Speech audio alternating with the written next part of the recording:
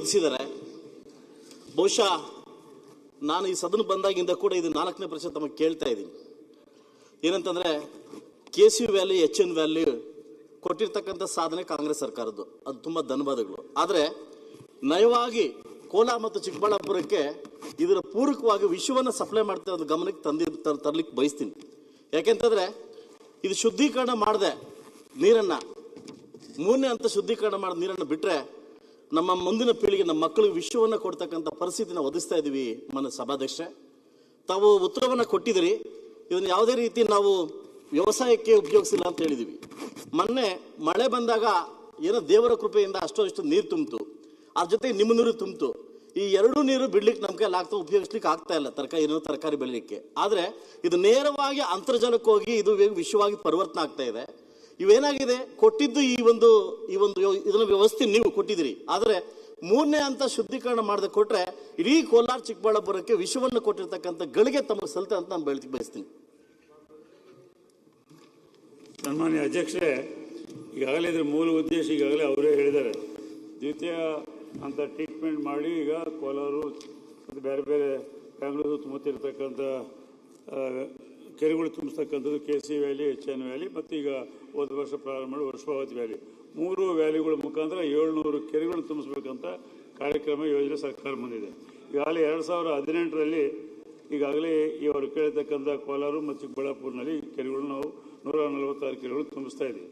ಅದಾದ ನಂತರ ಅವರು ಕೇಳಿರ್ತಕ್ಕಂಥ ಪ್ರಶ್ನೆ ಅನೇಕ ಬಾರಿ ಶಾಸಕರು ಕೇಳಿರ್ತಕ್ಕಂಥ ಪದಗಳು ಬಂದಂತ IISc ಇಂಡಿಯನ್ ಇನ್ಸ್ಟಿಟ್ಯೂಟ್ ಆಫ್ ಸೈನ್ಸ್ನವರು ನಾವು ಆಗಾಗ ಅವರ ರಿಪೋರ್ಟ್ಸ್ ಕೊಡ್ತಿರ್ತಾರೆ. ಅವ್ರ ಡೀಟೇಲ್ಸ್ ಸಹಿತ ಅವ್ರದ್ದು ಇಂಪ್ಯಾಕ್ಟ್ ಏನಿದೆ ಎಂಬುದನ್ನು ಸಹಿತ ಅವ್ರಿಗೆ ಕೊಟ್ಟು ಕಳಿಸಿದ್ವಿ. ಇನ್ನೂ ಡೀಟೇಲ್ ಬೇಕಾದ್ರೆ ಕೊಡ್ತೀವಿ. ಯಾವುದೇ ದ್ವಿತೀಯ ಹಂತದ ನೀರನ್ನ ನಾವು ಅಂತರ್ಜಲಕ್ಕೆ ಹೆಚ್ಚಿಸಲಿಕ್ಕೆ ಮಾತ್ರ ನಾವು ಉಪಯೋಗ ಮಾಡ್ತಾ ಇದ್ದೀವಿ. ನೇರವಾಗಿ ಈ ನೀರನ್ನು ನಾವು ಉಪಯೋಗ ಮಾಡಲಿಕ್ಕೆ ಅವಕಾಶ ಕೊಟ್ಟಿಲ್ಲ. ಯಾಕಂದರೆ ಅಲ್ಲಿ 1,000ರಿಂದ 1,500, 2,000 ತನಕ ಅಂತರ್ಜಲ ಕುಸಿದೆ ಅಂತೇಳಿ ಆ ಕಾರಣಕ್ಕಾಗಿ ಅಂದಿನ ಸಂದರ್ಭದಲ್ಲಿ ಶ್ರೀಮಾನ್ ಕೃಷ್ಣ ಬೈರೇಗೌಡರು ಇರ್ಬೋದು, ರಮೇಶ್ ಕುಮಾರ್ ಇರ್ಬೋದು, KH ಮುನಿಯಪ್ಪನವರು ಇರ್ಬೋದು, ಎಲ್ಲರೂ ಸೇರಿ ಈ ಪ್ರಯೋಗ ಮಾಡಿದರು. ಅದರ ಮುಖಾಂತರ ಇವತ್ತು 250-300 ಫೀಟ್ನಲ್ಲಿ ನೀರು ಸಿಗ್ತಾ ಇದೆ. ಹಾಗಾಗಿ ಅಲ್ಲಿರ್ತಕ್ಕಂಥ ಎಲ್ಲ ರೈತರು ಭಾಳ ಉತ್ತಮ ರೀತಿಯಲ್ಲಿ ಬೆಳೆ ಬೆಳೆಸ್ತಾ ಇದ್ದಾರೆ. ಅದರ ಬೆಳೆದ ಬಗ್ಗೆ ಆಗಲಿ, ಕ್ವಾಲಿಟಿ ಬಗ್ಗೆ ಆಗಲಿ, ಕ್ವಾಂಟಿಟಿ ಬಗ್ಗೆ ಆಗಲಿ ಕ್ಲಿಯರಾಗಿ ಇಷ್ಟೆಲ್ಲ IIScನವರು ರಿಪೋರ್ಟ್ಸ್ ಕೊಡ್ತಾ ಇದ್ದಾರೆ. ಇಷ್ಟು ಪೂರ್ತಿ ಇದರಲ್ಲಿ ದ್ವಿತೀಯ ಹಂತದಲ್ಲಿ ಯಾವುದೇ ಅಂತರ್ಜಲ ಹೆಚ್ಚು ಮಾಡಲಿಕ್ಕೆ ಭಾಳ one of the best water ಅಂತೇಳಿ ಅವರು ಸರ್ಟಿಫಿಕೇಟ್ ಮಾಡಿದ್ದಾರೆ. ದ್ವಿತೀಯ ಹಂತದ ಮಾಡಬೇಕು ಅಂತ ಹೇಳ್ತಾರೆ ಟ್ರೀಟ್ಮೆಂಟ್. ಅದು ಇವತ್ತು ಸರ್ಕಾರ ಮುಂದೆ ಆ ಸಂದರ್ಭ ಪ್ರಸ್ತಾವನೆ ಇಲ್ಲ. ಅವ್ರಿಗೆ ಈಗಾಗಲೇ ನಾನು ಶ್ರೀಮಾನ್ ಕೃಷ್ಣ ಬೈರೇಗೌಡರ ಹತ್ರ ಮಾತಾಡಿದ್ದೀನಿ. ಇವರೆಲ್ಲರಿಗೂ ಎಲ್ಲೆಲ್ಲಿ ನಾವು KC ವ್ಯಾಲಿ, HN ವ್ಯಾಲಿ, ವರ್ಷಾವತಿ ವ್ಯಾಲಿನಲ್ಲಿ ಅವ್ರಿಗೆ ಏನು ಕನ್ಫ್ಯೂಷನ್ ಇದೋ ಆ ಎಲ್ಲ ಶಾಸಕರನ್ನು ಕರೆದು, ನಮ್ಮ IIScನಲ್ಲಿ ಇರ್ತಕ್ಕಂಥ ಪ್ರೊಫೆಸರ್ಸ್ನೆಲ್ಲ ಕರೆದು, ನಮ್ಮ ಅನುಭವ ಇರ್ತಕ್ಕಂಥ ರಾಜಕಾರಣವನ್ನು ಸಹಿತ ಕರೆದು ಒಂದು ಅವ್ರಿಗೆ ಟ್ರೈನಿಂಗ್ ಕ್ಲಾಸು ಇಲ್ಲದ್ರೆ ಅದ್ರ ಬಗ್ಗೆ ಚರ್ಚೆ ಮಾಡ್ತಕ್ಕಂಥ ಪ್ರಯತ್ನ ಮಾಡ್ತಾರೆ ಅಂತೇಳಿ ಸಂದರ್ಭದಲ್ಲಿ ಹೇಳ್ಬೇಕು. ಸಭಾಧ್ಯಕ್ಷೆ, ಇದು KC ವ್ಯಾಲಿ ನೀರು, ಇದು ಬೆಂಗಳೂರು ನೀರು. ಮಾನ್ಯ ನಮ್ಮ DK ಶಿವಕುಮಾರ್ ಕೊಡ್ತಕ್ಕಂಥ ಬೆಂಗಳೂರು ನೀರು ಇದು ಚಿಕ್ಕಬಳ್ಳಾಪುರ ಕೋಲಾರ ಕೊಡ್ತಕ್ಕಂಥ ಇದು ನಿಮ್ಮ ಗಿಫ್ಟ್ ನೀರು. ನೀವು ನಿಜವಾಗ್ಲೂ ಇದ್ರ ಬಗ್ಗೆ ಅರಿವಿದ್ರೆ, ಇದ್ರ ಬಗ್ಗೆ ನಮಗೆ ಜ್ಞಾನ ಅಂತ ಇದ್ರೆ ನಮ್ಮನ್ನ ಜನಪ್ರತಿನಿಧಿಯಾಗಿ ಆಯ್ಕೆ ಮಾಡಿ ಬಿಟ್ಟವ್ರಿ. ಬಟ್ ನಾವು ಕೊಡ್ಬೇಕಂತ ಕರ್ತವ್ಯನ ನಾವು ಮಾಡ್ತಾ ಇಲ್ಲ. ನಾವು ಕೈ ಮುಗಿದು ನಿಮ್ಮನ್ನು ಕೇಳ್ತಾರ ಸರ್ಕಾರಕ್ಕೆ ಒಂದೇ, ನೀವು ನೀರು ಕೊಟ್ಟಿದ್ದೀರಿ, ಕೊಳಚೆ ನೀರು ಕೊಟ್ಟಿದ್ದೀರಿ. ಇದೇ ಕಾವೇರಿ ವಾಟರ್ ಅಲ್ಲ, ತುಂಗಭದ್ರಾ ವಾಟರ್ ಅಲ್ಲ, ಕೊಳಚೆ ನೀರು ಕೊಟ್ಟಿದ್ದೀರಿ. ಆ ಕೊಳಚೆ ನೀರನ್ನ 3ನೇ ಹಂತ ಶುದ್ಧೀಕರಣ ಮಾಡ್ಕೊಡಿ ಅಂತ ತಮ್ಮನ್ನ ಕೇಳ್ತಾ ಇರೋದು. ಈಗ ಬೇರೆ ಕೇಳ್ತಾ ಇಲ್ಲ. ಕೋಲಾರ ಜಿಲ್ಲೆ, ಚಿಕ್ಕಬಳ್ಳಾಪುರ ಜಿಲ್ಲೆ ಕೇಳ್ತಾ ಇರೋದು ಕೊಳಚೆ ನೀರು ಕೊಟ್ಟಿದ್ದೀರಿ, ಆದ್ರೆ 3ನೇ ಹಂತ ಶುದ್ಧೀಕರಣ ಮಾಡ್ಕೊಡಿ ಅಂತ ನಾವು ಕೇಳ್ತಾ ಇರೋದು. ಈಗ ಆಗಿರ್ತಕ್ಕಂಥದನ್ನೆಲ್ಲ ಅವರು 2 ಬಾಟಲ್ನಲ್ಲಿ ನೀರು ತಂದು ತೋರಿಸ್ತಾ ಇದ್ದಾರೆ. ಅದು ಆ ನೀರು ಯಾವುದು, ಈ ನೀರು ಯಾವುದು ಎಂಬುದು ನಮ್ಗೆ ಗೊತ್ತಿಲ್ಲ.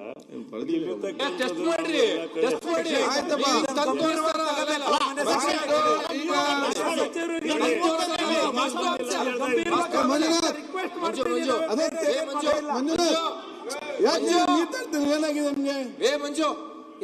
ಮಂಜುನಾಥ್ ಅವ್ರೆ, ಸಂಸ್ಕರಣೆ ಮಾಡ್ಲಿಕ್ಕೆ ಅವಕಾಶ ಮಾಡಿ. ಆಯ್ತು, ಈಗ ಅವ್ರು ಏನ್ ಹೇಳ್ತಾರೆ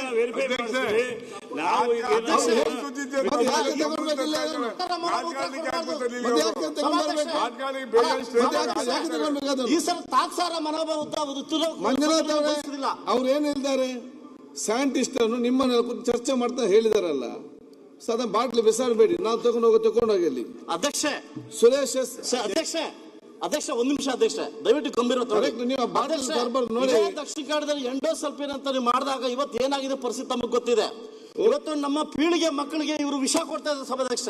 ಆಯ್ತು, ವಿಷ ಇವತ್ತು ಕೋಲಾರ ಚಿಕ್ಕಬಳ್ಳಾಪುರದಲ್ಲಿ 4-8 ಕಾಂಗ್ರೆಸ್ ಕೊಟ್ಟಿರ್ತಕ್ಕಂಥ ನಾವು ಏನೋ ನಿಮ್ಮ ಶಾಸಕರನ್ನ, ಆದ್ರೆ ಎಲ್ಲೋ ಒಂದ್ ಕಡೆ ನೀವು ನಮ್ಗೆ ಮೋಸ ಮಾಡ್ತಾ ಇದ್ದೀರಾ. ಓಕೆ ಅಧ್ಯಕ್ಷರೇ ಮಾನ್ಯ ಸಚಿವರು ಮನವಿ ಅವರ ಅನುಮತಿ ಮೇರೆಗೆ ಈಗ ಪದೇ ಪದೇ ತಪ್ಪು ಸಂದೇಶ ಹೋಗೋದು ಬೇಡ. ಮಾನ್ಯ ಸಚಿವರು ಅನುಮತಿಯೊಂದಿಗೆ ನಾನು ಮಾತಾಡ್ತಾ ಇದ್ದೇನೆ. ಯಾರಾದರೂ ವೈಜ್ಞಾನಿಕ ಸಂಸ್ಥೆ ಅಧ್ಯಯನ ಮಾಡಿ, ವೈಜ್ಞಾನಿಕ ಸಂಸ್ಥೆ, ಯಾಕಂದ್ರೆ ವೈಜ್ಞಾನಿಕ ಸಂಸ್ಥೆ ಅಂತ ಹೇಳ್ಕೊಳ್ಳೋರು ಬೇರೆ, ಅವಕ್ಕೆ ಸೂಡೋ ಸೈಂಟಿಫಿಕ್ ಆರ್ಗನೈಸೇಷನ್ಸ್ ಅಂತ ಕರಿತೇವೆ, ಅದಲ್ಲ. ನಿಜವಾದ ವೈಜ್ಞಾನಿಕ ಸಂಸ್ಥೆ ಅಧ್ಯಯನ ಮಾಡಿ, ಪರಿಶೀಲನೆ ಮಾಡಿ, ತನಿಖೆ ಮಾಡಿ, ಇದರಲ್ಲಿ ಏನು ಬದಲಾವಣೆ ತಗೊಳ್ಬೇಕು ಅಂತ ಅವರು ಶಿಫಾರಸ್ ಮಾಡಿದ್ರೆ ಅದೆಲ್ಲದಕ್ಕೂ ಸರ್ಕಾರ ಪರಿಗಣನೆ ಮಾಡುತ್ತೆ. ಅದನ್ನ ಬಿಟ್ಟು ಅಧ್ಯಕ್ಷರೇ ಸುಮ್ಮನೆ ಈ ರೀತಿಯಾಗಿ ಅನಗತ್ಯವಾಗಿ ಏನು ಆಧಾರ ಇಲ್ಲದೆ ಮಾತಾಡುವಂತದ್ರಿಂದ ಯಾವ ಸಾರ್ವಜನಿಕ ಹಿತನೂ ಸಾಧನೆ ಆಗೋದಿಲ್ಲ. 2006ರಲ್ಲಿ ಕೋಲಾರಕ್ಕೆ ಭದ್ರಾ ನದಿಯಿಂದ ನೀರು ಕೊಡ್ತೀವಿ ಅಂತ ಗುದ್ಲಿ ಪೂಜೆ ಮಾಡಿದ್ರು. ಕೋಲಾರಕ್ಕೆ ಭದ್ರಾ ನದಿಯಿಂದ ಕೊಡ್ತೀವಿ ಅಂತ ಯಾವ ನೀರು ಬರಲಿಲ್ಲ. ಎಲ್ಲ ಅಧಿಕಾರಿಗಳಿದ್ದಾಗ ಏನೂ ಮಾಡೋಕ್ಕಾಗಲಿಲ್ಲ ಕೋಲಾರ ಚಿಕ್ಕಬಳ್ಳಾಪುರಕ್ಕೆ. ಈಗ ನಾವು ಒಂದು ತುಂಬಾ ಹದಗೆಟ್ಟಿದ್ದಂಥ ಪರಿಸ್ಥಿತಿಗೆ ಪರಿಹಾರ ಮಾಡಲಿಕ್ಕೆ ಒಂದು ಸೊಲ್ಯೂಷನ್ ಕೊಟ್ಟಿದ್ದೇವೆ. ಅದರಲ್ಲಿ ಇನ್ನೂ ಏನಾದರೂ ನಾವು ಸುಧಾರಣೆ ಮಾಡ್ಕೋಬೇಕಾದ್ರೆ ಅದಕ್ಕೂ ತಯಾರಿದ್ದೇವೆ. ಇದರಿಂದ ಏನು ತೊಂದರೆ ಆಗುತ್ತೆ ಅಂತೇಳಿ ಯಾವುದಾದ್ರೂ ವೈಜ್ಞಾನಿಕ ಸಂಸ್ಥೆ ತೋರಿಸ್ಕೊಟ್ರೆ ನಮಗೆ ಅದಕ್ಕೆ ನಾವು ತಿದ್ಕೊಳ್ತೇವೆ, ಅದಕ್ಕೆ ಏನು ಬೇಕೋ ಮಾಡ್ಕೊಳ್ತೇವೆ. ಅದನ್ನ ಬಿಟ್ಟು ಸುಮ್ಮನೆ ಇದು ರಾಜಕೀಯ ಕಾರಣಗಳಿಗೆ, ಯಾಕಂದ್ರೆ ಅವರು ಪಕ್ಷದ ಹೆಸರು ಹೇಳಿ ಮಾತಾಡ್ತಾ ಇದ್ದಾರೆ, ರಾಜಕೀಯ ಕಾರಣಗಳಿಗೆ ವಿರೋಧ ಮಾಡೋದ್ರಿಂದ ಏನು ಯಾವ ಜನಕ್ಕೂ ಕೂಡ ಲಾಭ ಇಲ್ಲ, ಯಾವ ಜನಕ್ಕೂ ಕೂಡ ಲಾಭ ಆಗೋದಿಲ್ಲ. ವರ್ಲ್ಡ್ ಬ್ಯಾಂಕ್ ಅಧ್ಯಕ್ಷರು, ಯುನೈಟೆಡ್ ನೇಷನ್ಸ್ ಅಧ್ಯಕ್ಷರು ಇಬ್ಬರೂ ಕೂಡ ಸ್ಪಾಟ್ಗೆ ಬಂದು ಹೊಗಳಿ ಹೋಗಿದ್ದಾರೆ. ಕೇಂದ್ರ ಸರ್ಕಾರದ ಪಾರ್ಲಿಮೆಂಟರಿ ಕಮಿಟಿ ಸ್ಪಾಟ್ಗೆ ಬಂದು ಕೆರೆ ನೋಡಿ ಹೊಗಳಿ ಹೋಗಿದ್ದಾರೆ. ಇದನ್ನ ದೇಶದಲ್ಲಿ ಅಳವಡಿಸ್ಕೊಳ್ಬೇಕು ಅಂತ ಶಿಫಾರಸ್ ಮಾಡಿದ್ದಾರೆ ಕೇಂದ್ರ ಸರ್ಕಾರ. ಶಿವಕುಮಾರ್ ಅವರು ಹಿಂದೆ ನೀರಾವರಿ ಸಚಿವರಾಗಿದ್ದಾಗ ಕೇಂದ್ರ ಸರ್ಕಾರದ ನೀರಾವರಿ ಸಚಿವರು ಇವರಿಗೆ ನಿಮ್ಮ ರಾಜ್ಯದಲ್ಲಿ ಬಹಳ ಒಳ್ಳೆ ಯೋಜನೆ ಮಾಡಿದ್ದೀರಾ, ಇದನ್ನ ಇಡೀ ದೇಶದಲ್ಲಿ ಅಳವಡಿಸ್ಕೋಬೇಕು ಅಂತ ನಾವು ಶಿಫಾರಸ್ ಮಾಡ್ತಾ ಇದ್ದೇವೆ ಅಂತ ಈ ಹಿಂದೆ ಅವರು ನೀರಾವರಿ ಸಚಿವರಾಗಿದ್ದಾಗ ಹೇಳಿದ್ದಾರೆ. ಅಷ್ಟೇ ಅಲ್ಲ, ವರ್ಲ್ಡ್ ಬ್ಯಾಂಕ್ನವರು ಈ ಯೋಜನೆಯನ್ನ ಸ್ಕೇಲ್ ಅಪ್ ಮಾಡಿ ಅಂತೇಳಿ ನಮಗೆ ಅನುದಾನವನ್ನು ಕೂಡ ಅಂದ್ರೆ ಸಾಲವನ್ನು ಕೊಟ್ಟಿದ್ದಾರೆ ಈ ಯೋಜನೆಯನ್ನ ಸ್ಕೇಲ್ ಅಪ್ ಮಾಡಲಿಕ್ಕೆ. ಹೋದ ಸರ್ಕಾರದಲ್ಲಿ ಮಾಧುಸ್ವಾಮಿ ಅವರು ನೀರಾವರಿ ಸಚಿವರಾಗಿದ್ರು, ಅವರು ಬೊಮ್ಮಾಯಿಯವರಿಗೆ ಒಪ್ಪಿಸಿ ಮುಖ್ಯಮಂತ್ರಿಗಳಾಗಿದ್ದಾಗ ವೃಷಭಾವತಿಗೆ ಕ್ಯಾಬಿನೆಟ್ ಅಲ್ಲಿ ಅಪ್ರೂವಲ್ ಕೊಡಿಸಿದ್ದು ಕೂಡ ಇದೆ. ಈ ರೀತಿಯಾಗಿರುವಂತಹದ್ದು ಸುಮ್ಮನೆ ಅದನ್ನ ನೆಲಮಂಗಲ ತುಮಕೂರಿಗೆ ತಗೊಂಡೆ, ತುಮಕೂರು ಇರಲಿಲ್ಲ. ಮಾಧುಸ್ವಾಮಿ ಅವರು ಬಹಳ ಆಸಕ್ತಿ ತಗೊಂಡು ತುಮಕೂರಿನ ಈ ಬೆಂಗಳೂರು ಬಾಜು ಭಾಗಕ್ಕೆ ಕೊಡಿಸುವಂತ ಕೆಲಸವನ್ನ ಅವ್ರು ಮಾಡಿದ್ರು. ಆ ರೀತಿಯಾಗಿ ಇದೆ. ಆದ್ರೆ ಯಾವ ರೈತರಿಗೂ ತೊಂದರೆ ಆಗ್ಲಿಕ್ಕೆ ಆಗುವಂತ ಸಂದರ್ಭದಲ್ಲಿ ನಮ್ಮ ಸರ್ಕಾರ ಸುಮ್ಮನೆ ಕೂಡೋದಿಲ್ಲ. ವೈಜ್ಞಾನಿಕ ವರದಿ ಆಧಾರದ ಮೇಲೆ ಏನೇ ಸುಧಾರಣೆ ಕ್ರಮ ತಗೊಳ್ಬೇಕಾದ್ರೂ ನಾವು ಅದಕ್ಕೆ ತಯಾರಿದ್ದೇವೆ. ಆದ್ರೆ ಸುಮ್ಮನೆ ಅಪಪ್ರಚಾರ ಮಾಡಿ ಆಗಿರುವ ಅನುಕೂಲಕ್ಕೆ ಮಸಿ ಬಳಿಯುವಂತಹದ್ದು, ಕಲ್ಲು ಹಾಕುವಂತಹದ್ದು, ಇದರಿಂದ ಯಾವ ಸಾರ್ವಜನಿಕ ಹಿತನೂ ಸಾಧನೆ ಆಗೋದಿಲ್ಲ. ನಾವು ಯಾವುದೋ ನಮ್ಮ ಗೌರ್ಮೆಂಟ್ ಸ್ಪಾನ್ಸರ್ಡ್ ಡಿಪಾರ್ಟ್ಮೆಂಟ್ಗೆ ಕೊಟ್ಟಿಲ್ಲ. ಇಂಡಿಯನ್ ಇನ್ಸ್ಟಿಟ್ಯೂಟ್ ಆಫ್ ಸೈನ್ಸ್ ಇಡೀ ಪ್ರಪಂಚದ 100 ಅತಿ ಪ್ರತಿಷ್ಠಿತ ಶಿಕ್ಷಣ ಸಂಸ್ಥೆಗಳಲ್ಲಿ ಭಾರತದ್ದು ಇರೋದು ಒಂದೇ ಒಂದು entry, Indian institute of science. ಇಡೀ ಭಾರತದ್ದು ಒಂದೇ ಎಂಟ್ರಿ. ಟಾಪ್ 100 ಯೂನಿವರ್ಸಿಟೀಸ್ ವರ್ಲ್ಡ್ ಅಲ್ಲಿ ಇಂಡಿಯನ್ ಇನ್ಸ್ಟಿಟ್ಯೂಟ್ ಆಫ್ ಸೈನ್ಸ್ ಒಂದೇ ಇರೋದು. ಅಂತಹ ಒಂದು ಪ್ರತಿಷ್ಠಿತ ಸಂಸ್ಥೆಯವರು ಪ್ರತಿ 3 ತಿಂಗಳು ಹೋಗಿ ನೀರ್ ಸ್ಯಾಂಪಲ್ ತೆಗಿತಾರೆ, ಬೆಳೆ ಪರೀಕ್ಷೆ ಮಾಡ್ತಾರೆ, ನೀರಿನ ಗುಣಮಟ್ಟ ಪರೀಕ್ಷೆ ಮಾಡ್ತಾ ಇದ್ದಾರೆ. 5 ವರ್ಷ, 1 ವರ್ಷ ಅಲ್ಲ, 1 ತಿಂಗಳಲ್ಲ, 5 ವರ್ಷ ಕೊಟ್ಟಿದ್ವಿ, ಮತ್ತೆ 5 ವರ್ಷಕ್ಕೆ ಅವರು ಎಕ್ಸ್ಟೆನ್ಷನ್ ಮಾಡಿದ್ದಾರೆ. ಸೊ ಎಲ್ಲಾ ಸೈಂಟಿಫಿಕ್ ಪ್ರೋಟೋಕಾಲ್ಸ್ ಅನ್ನ ಫಾಲೋ ಮಾಡ್ತಾ ಇರೋವಾಗ ಯಾವುದೋ ಬೆಳೆಗೆ ಹುಳ ರೋಗ ಬಂತು ಅಂತಂದ್ರೆ ಆ ಹುಳ ರೋಗಕ್ಕೆ ಇದು ಕಾರಣ ಅಂತ ಹೇಳ್ತಾರೆ ಅಂತ ಹೇಳಿದ್ರೆ ಇಂಥ ಸೂಡೋ ಸೈನ್ಸ್ ಇಂದ ಯಾವ ಜನರ ಹೊಟ್ಟೆ ತುಂಬಿಸ್ಲಿಕ್ಕೆ ಸಾಧ್ಯ ಇಲ್ಲ. ಹಾಗಾಗಿ ದಯವಿಟ್ಟು ಏನೇ ಆಗಲಿ, ವಿ ಆರ್ ಓಪನ್. ಯಾರು ಬೇಕಾದರೂ ಸೈಂಟಿಫಿಕ್ ಆರ್ಗನೈಸೇಷನ್ ಬಂದು ಸ್ಟಡಿ ಮಾಡಲಿ, ಅವರ ರೆಕಮೆಂಡೇಶನ್ ಮೇಲೆ ನಾವು ಒಂದು ತೆರೆದ ಮನಸ್ಸಿನಿಂದ ಸುಧಾರಣೆ ಮಾಡಿಕೊಡ್ಲಿಕ್ಕೆ ಸರ್ಕಾರ ತಯಾರಿದೆ ಅಧ್ಯಕ್ಷರು. ಸಭಾಧ್ಯಕ್ಷ ಆಯ್ತು, ಸಭಾಧ್ಯಕ್ಷ ಇಲ್ಲ, ಅದಕ್ಕೆ ಉತ್ತರ ಕೊಡ್ಬೇಕು ಸಭಾಧ್ಯಕ್ಷ. ನಾನು ಸಭಾಧ್ಯಕ್ಷ ಮೋಸ ಮಾಡ್ತಾ ಅಂತ ಹೇಳಿದಾರೆ ಅದನ್ನು ಸಭಾಧ್ಯಕ್ಷ ಅವ್ರಿಗೆ ತಿಳ್ಕೊಳ್ಳಿ. ಅವ್ರಿಗೆ 5 ವರ್ಷದ್ದು ಕೊಡ್ತೀವಿ ಸಭಾಧ್ಯಕ್ಷ. ಸುಮ್ಮನೆ ಮಾಹಿತಿ ನಮ್ಮ ಜಿಲ್ಲೆಯ ನಮ್ಮ ಕೃಷ್ಣ ಬೈರೇಗೌಡ ಸಣ್ಣ ಒಂದು ಮಾತಂದ್ರು, ಇದು ಸುಮ್ನೆ ರಾಜಕೀಯ ಮಾಡ್ತಾರೆ ಅಂತ ಒಂದು ಮಾತಂದ್ರು. ಬಹುಶಃ ಜಿಲ್ಲೆ ಪರವಾಗಿ ಸಭಾಧ್ಯಕ್ಷ ನಾನು ಕೇಳಿದ್ದೆ ನಿಮಗೆ 3ನೇ ಹಂತದ ಶುದ್ಧೀಕರಣ ಮಾಡ್ಕೊಡಿ ಅಂತ ಕೇಳಿದ್ದು ಹೇಳಿದಾರಲ್ಲ. ಅಲ್ಲ ಅದ್ರ ಬರ ನೀವು ಸುಮ್ನೆ ರಾಜಕಾರಣ ಮಾಡ್ತೀರಾ ಅಂತಂದ್ರೆ ಅಧ್ಯಕ್ಷರೇ ಮತ್ತೆ ಹೇಳ್ತೀರಿ. ಕರ್ನಾಟಕ ಪೊಲ್ಯೂಷನ್ ಕಂಟ್ರೋಲ್ ಬೋರ್ಡ್ ನೀವು ಹೇಳಿದಂಗೆ sir sorry to interfere sir. But ನಾವೇನು ಬಂದಿದ್ದೀವಿ? Karnataka pollution control board, central pollution control board, central water resources department, ministry of environment and forest, central government, WHO world health organisation, ಇಷ್ಟು standard ಗಳನ್ನ follow ಮಾಡಿದ್ದೇವೆ. ಇಷ್ಟು standard ಅನ್ನ open water source ಗೆ ಏನು quality ಇರಬೇಕು ಅದನ್ನ ಇಲ್ಲಿ ಎನ್ಶೋರ್ ಮಾಡ್ತಾ ಇದ್ದೇವೆ. No compromise.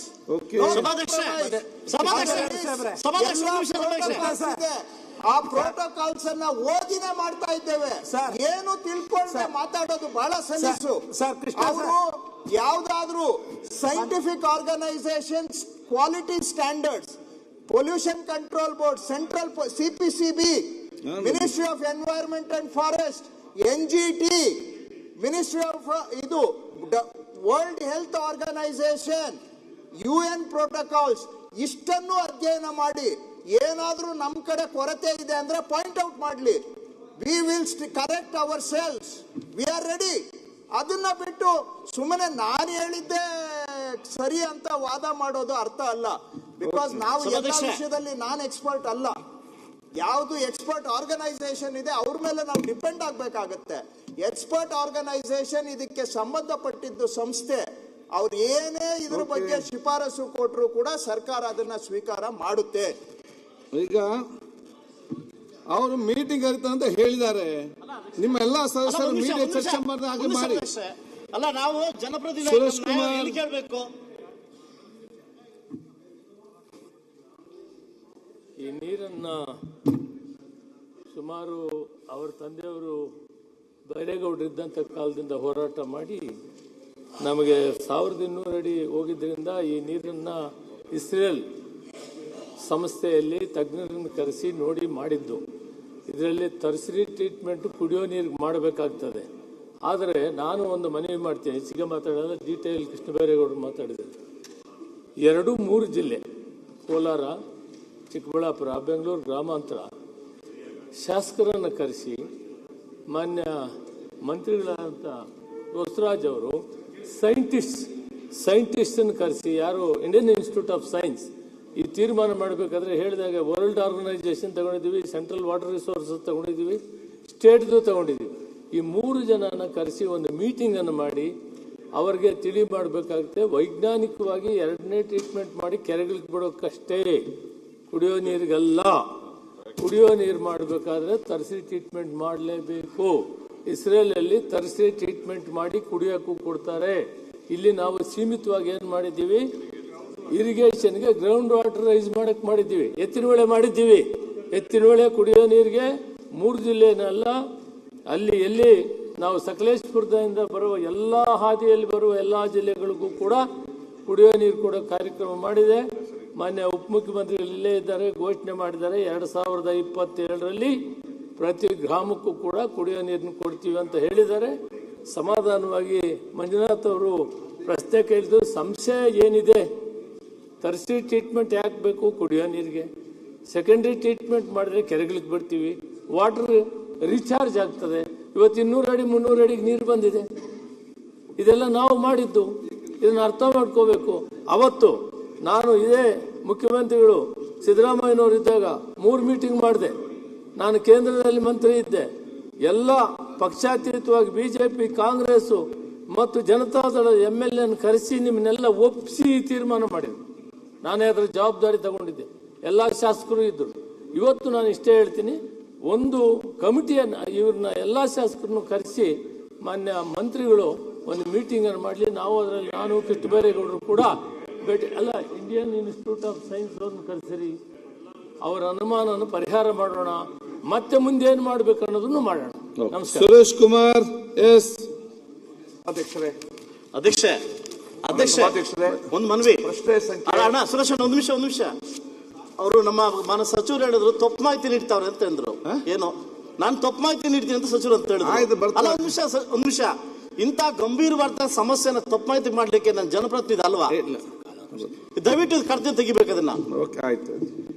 ಸುರೇಶ್ ಕುಮಾರ್ ಗೃಹ ಸಚಿವರು ಅಧ್ಯಕ್ಷರೇ ಅವ್ರು ಟೈಮ್ ಕೇಳಿದ್ದಾರೆ. ಅಲ್ಲ ಒಂದ್ ನಿಮಿಷ ಹೇಳ್ತೀರಿ, ತಾವು ಟೈಮ್ ಕೇಳಿದ್ದೀರಾ?